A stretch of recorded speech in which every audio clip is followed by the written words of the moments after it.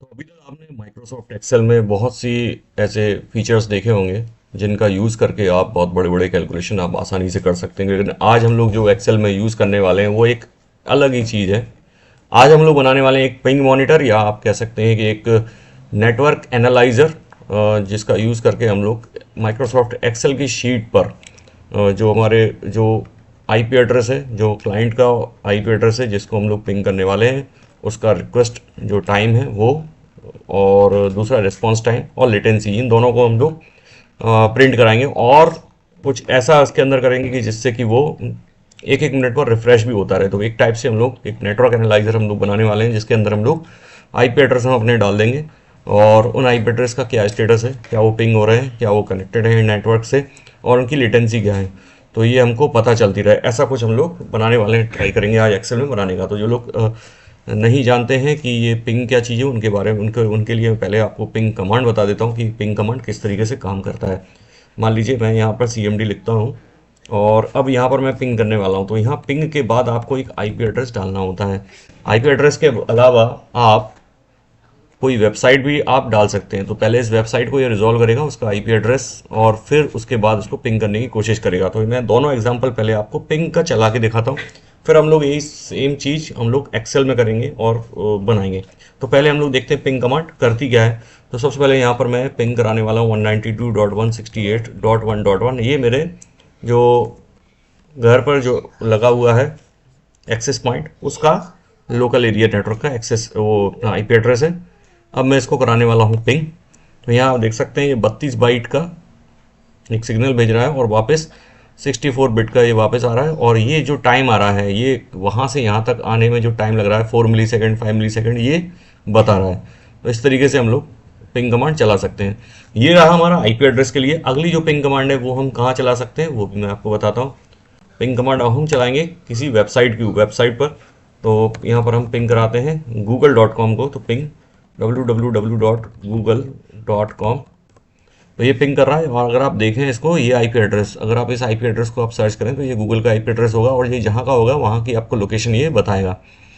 तो यहाँ पर जो टाइम आ रहा है रिस्पॉन्स टाइम, वो देखिए 21 मिली सेकेंड, 33 मिली सेकेंड। यानी कि आप जब गूगल पर कुछ भी क्लिक करते हैं, हिट करते हैं, तो ये अभी अगर मैं देखूँ तो ये 21 से 23 मिली सेकेंड में वहाँ से रिप्लाई हमारा आ रहा है। तो ये पिंग कमांड किस तरीके से काम करती है ये थोड़ा सा मैंने आपको बता दिया। और अब हम बनाने वाले हैं अपना नेटवर्क मॉनिटर। तो यहाँ नेटवर्क मॉनिटर बनाने के लिए सबसे पहले मैं यहाँ पर डाल देता हूँ नेम ऑफ सर्वर। कुछ एक एक लिस्ट बना लेता हूँ मैं यहाँ पर नेम, और यहाँ पर हो जाएंगे उनके आईपी। आईपी के बाद यहाँ पर हम एक स्टेटस बना देते हैं कि वो जो नोड है वो ऑनलाइन है या ऑफलाइन है, मतलब इंटरनेट से कनेक्टेड है, नेटवर्क से कनेक्टेड है या नहीं। तो यहाँ पर उसका स्टेटस बना देते हैं, और यहाँ हम लोग बना देते हैं उसका लेटेंसी या रिस्पॉन्स टाइम या लेटेंसी, ये कर सकते हैं। तो इसको बनाते हैं हम लोग। शीट मैंने बना ली इसको। अब हम क्या करें, यहाँ पर कुछ नाम दे देते हैं। मान लीजिए ये मैंने दे दिया होम। यहाँ का मैं आईपी एड्रेस दे देता हूँ 192.168.1.1, और स्टेटस अब हम निकालेंगे और लेटेंसी निकालेंगे। चलिए और क्या डाल सकते हैं यहाँ पर, गूगल डाल देते हैं। तो गूगल का आईपी एड्रेस क्या है भाई, वो भी हमको पता करना पड़ेगा, तो पता कर लेता हूँ मैं।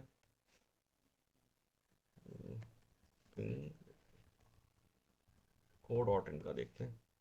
तो ये co.in का आईपी एड्रेस आ गया है इधर से। अब ये मैं कॉपी कर लेता हूँ। ठीक है, तो ये गूगल का हो गया। उसके बाद अब मैं अपने फ़ोन का देख लेता हूँ। तो माय फ़ोन, और आप मल्टीपल आईपी एड्रेस आप डाल सकते हैं इसमें। तो यहाँ मैं अपने फ़ोन का आईपी एड्रेस ये मैंने डाल दिया। अब हमको यहाँ पर स्टेटस और लेटेंसी निकालना है। मैं आपको बता दूँ एक्सेल में इसके लिए कोई डेडिकेटेड एक फंक्शन नहीं है कि आप ऐसा कुछ कर पाएँ, लेकिन हम यहाँ पर विजुअल बेसिक और मैक्रो का यूज़ करके इसकी जो एक्सेल के यूज़ है उसको और ज़्यादा हम लोग अपने तरीके से यूज़ कर सकते हैं। अपने प्रोग्राम को बना के उस प्रोग्राम को आप एक्सेल के थ्रू भी रन करा सकते हैं। तो अब वही प्रोग्राम हम लोग बनाने वाले हैं। तो यहाँ हमको सबसे पहले जाना पड़ेगा डेवलपर मोड में। अगर ये ऑप्शन आपको यहाँ पर नहीं दिखाई देता तो आपको यहाँ पर जाके इसको कस्टमाइज़ करना पड़ेगा, इस रिबन को। और कस्टमाइज़ करने के बाद आपको उस पर डेवलपर ऑप्शन ढूंढना पड़ेगा। अगर आपको फिर भी समझ में ना आए तो आप गूगल पर देख सकते हैं, माइक्रोसॉफ्ट के जो साइट पर आपको दिया हुआ है इसका कि किस तरीके से आपको लाना है। तो अगर हम वहाँ पर मैं टाइम वेस्ट ना करती हूँ, सीधे गूगल ये डेवलपर टैब पर आता हूँ, और डेवलपर टैब में हमको मिलेगा यहाँ पर विजुअल बेसिक। और विजुअल बेसिक मिलने के बाद आपको यहाँ पर अब हम लोग क्या कर सकते हैं, फॉर्म भी बना सकते हैं, लेकिन हमको यहाँ पर बनाना है एक नया मॉड्यूल। तो मॉड्यूल बनाने के लिए पहले हम लोग जाएंगे इधर, और ये रहा मॉड्यूल, ये रहा मॉड्यूल। अब मॉड्यूल क्या है, तो इसके अंदर हमको कुछ कोड लिखना पड़ेगा, और उस कोड में हम लोग दो फंक्शन बनाएंगे। एक हमारा फंक्शन होगा पिंग के लिए, एक होगा हमारा रिस्पॉन्स टाइम के लिए। वो फंक्शन ऑलरेडी मेरे पास बने हुए हैं, मैं सीधा उठा के इनको यहाँ पर पेस्ट करने वाला हूँ, देखते जाइए।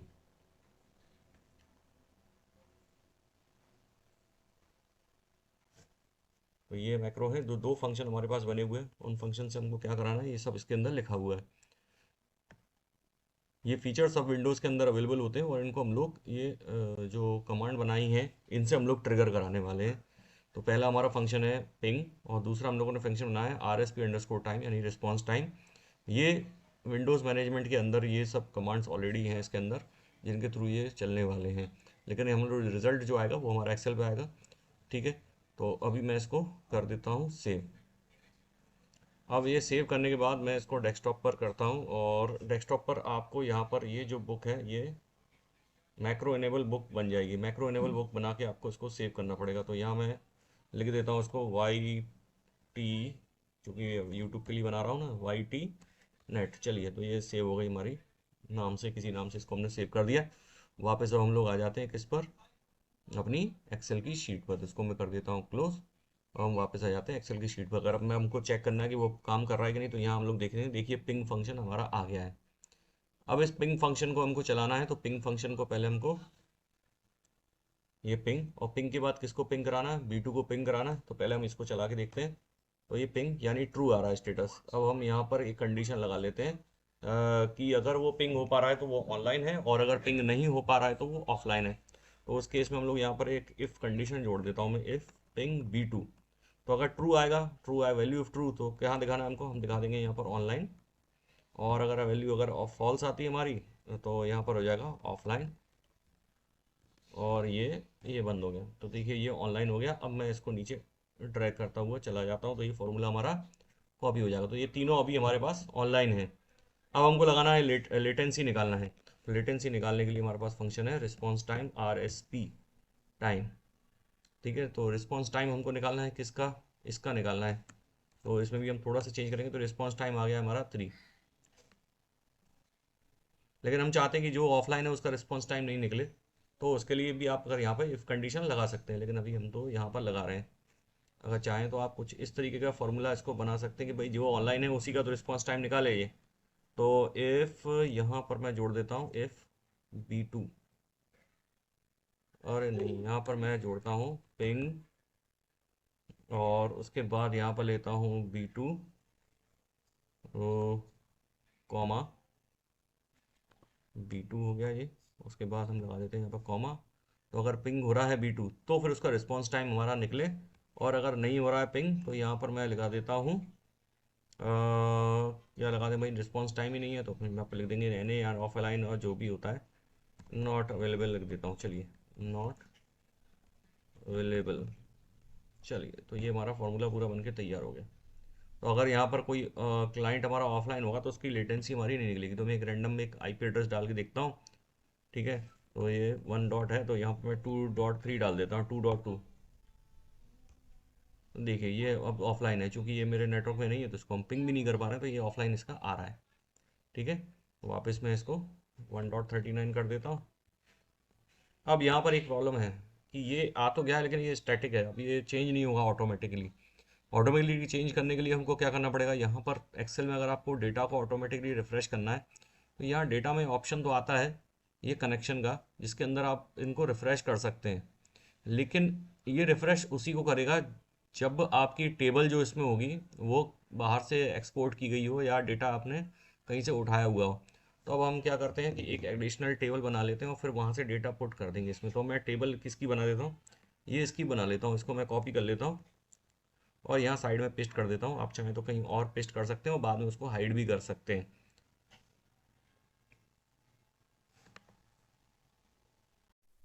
तो यहाँ मैंने इसको कॉपी कर दिया है। अब हम क्या करते हैं कि इसको हम लोग टेबल में कन्वर्ट कर लेते हैं। तो पहले मैं एक काम करता हूँ, इसको यहाँ से हटा ही देता हूँ, यहाँ से इसको कर देता हूँ मैं डिलीट।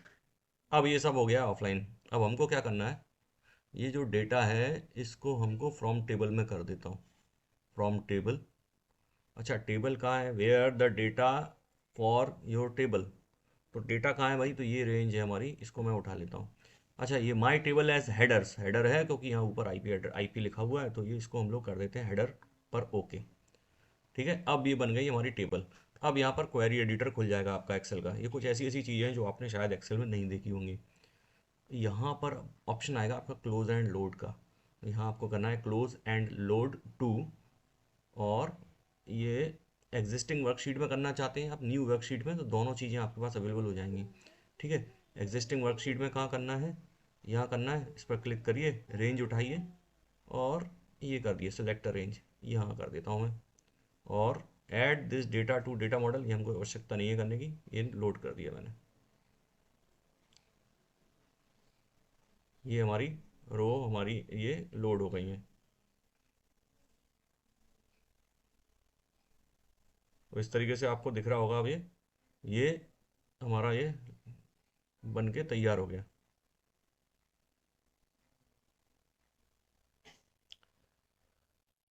ठीक है, अब मैं चाहूँ तो इसको हाइड भी कर सकता हूँ, इसको मैं कर देता हूँ हाइड। अच्छा, वैसा करने से हुआ क्या, ये फिल्टर लगा हुआ है, इसको अपन फिल्टर को हटा देते हैं,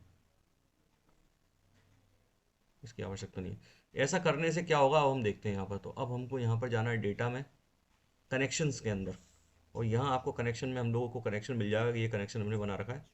अब इसकी आपको प्रॉपर्टी में जाना है। प्रॉपर्टी में देखिए यहाँ एक ऑप्शन आएगा, रिफ्रेश एवरी 60 मिनट लिखा है यहाँ पर। इसको कम कर देते हैं, चलिए 1 मिनट कर देते हैं और कर देते हैं ओके, और इसको कर देते हैं क्लोज। तो हमारा ये ऑटोमेटिकली हमारा ये चालू हो जाएगा। देख सकते हैं आप, ये अपडेट हुआ है तो ये कनेक्शन हमारा बंद हो गया, माय फ़ोन जो है वो ऑफलाइन हो गया, और बाकी की लेटेंसी है वो दिखाई दे रही है लेकिन। और ये टाइम टू टाइम आपकी चेंज होती जाएगी, एक एक मिनट पर ये आपका जो स्टेटस है इसका वो चेंज होता जाएगा। तो हम थोड़ा सा वेट करते हैं और देखते हैं कि ये स्टेटस का चेंज हो रहा है या नहीं।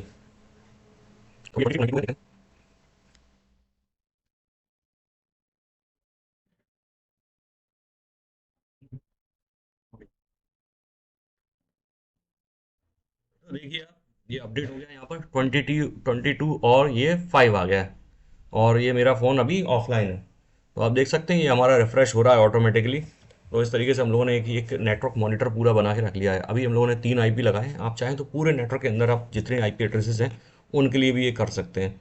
आपको कोई ज़्यादा एफर्ट करने की आवश्यकता नहीं हो, एक नेटवर्क मॉनिटर हमारा बन के तैयार हो जाएगा। अगर इसमें आप और एडवांसमेंट करना चाहते हैं तो कुछ जीयूआई भी इसके अंदर आप डाल सकते हैं। तो अगर आपको ये पसंद आया है और आप चाहते हैं कि इसके अंदर मैं जीयूआई भी आपको बनाऊँ, तो फिर आप मेरे को कमेंट में बताइए, तो इसका जीयूआई भी मैं आपको बना के दिखाऊंगा विजुअल बेसिक और वीबीए मैक्रो के अंदर। यहाँ इस चीज़ का उपयोग करके इसमें आप बहुत सारी फंक्शनलिटीज़ आपको मिल जाएंगी करने के लिए। तो एक छोटा सा प्रोजेक्ट था, सोचा आपको लिए बना दूं जिससे कि आपको पता चले कि एक्सेल में और क्या क्या चीज़ें हो सकती हैं। अगर आपको ये वीडियो अच्छा लगा हो तो इस वीडियो को लाइक ज़रूर करके जाएं और अपने फ्रेंड्स के साथ इसको शेयर ज़रूर करें, जिससे उनके पास भी ये नॉलेज पहुंचती रहे कि ये सब चीज़ें होती हैं। चलिए, तो अब मैं इस वीडियो को कर रहा हूँ close. Thank you for watching.